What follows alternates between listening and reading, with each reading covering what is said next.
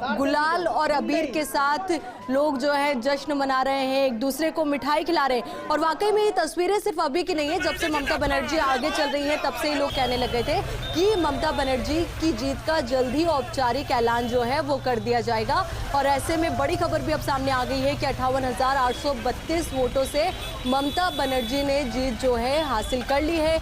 Bhawanipur seat से वो जीती हैं और ये उपचुनाव था। अब ऐसे में ये उपचुनाव जरूर था, पर ममता की साख जो दांव पर यहाँ पर लगी हुई थी और साथ ही जो शिकस्त नंदीग्राम में उन्हीं की पार्टी से बागी हुए शुभेंदु अधिकारी से उन्हें मिली थी, तो एक तौर पर वो साख जो है बचाने का मौका उनके लिए था। तो अपने आप में बेहद अहम इस चुनाव को माना जा रहा था और कहा भी जा रहा था कि भवानीपुर सीट का ये चुनाव ममता बनर्जी के लिए बेहद जरूरी है।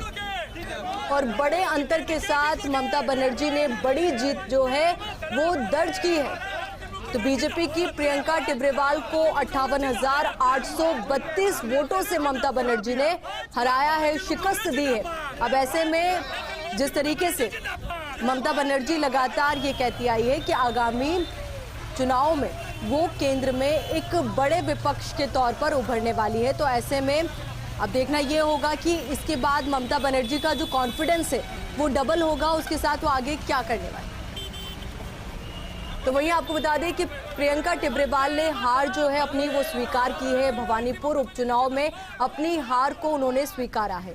टिब्रेवाल ने चुनाव में धांधली का आरोप भी लगाया गया है, क्योंकि आरोप जो है जिस दिन वोट कास्ट हो रहे थे उस दिन भी लगाए गए, बूथ कैप्चरिंग के आरोप उस दौरान लगाए गए थे। पर अब ऐसे में प्रियंका टिब्रेवाल ने एक और तो अपनी हार जो है वो स्वीकार कर ली है, तो वहीं दूसरी ओर उन्होंने चुनाव में धांधली का जो आरोप है वो भी लगा दिया है। अब देखना यही है कि जो जीत दर्ज हुई है और बड़े अंतर के साथ जो जीत दर्ज हुई है, इसके बाद ममता बनर्जी का कॉन्फिडेंस जो डबल हो गया है, उसके बाद वो क्या एक्शन लेती है।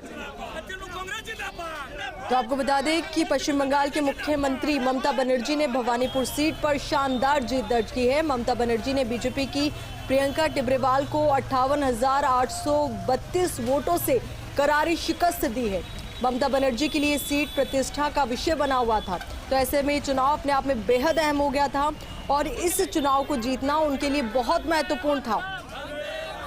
और क्योंकि लगातार बीजेपी यही कह रही थी कि ममता बनर्जी जो है जिस तरीके से नंदीग्राम में नहीं जीती वो भवानीपुर में भी नहीं जीत पाएगी, पर टीएमसी लगातार अपनी जीत को लेकर आश्वस्त थी कि हाँ हम ये सीट जीतेंगे।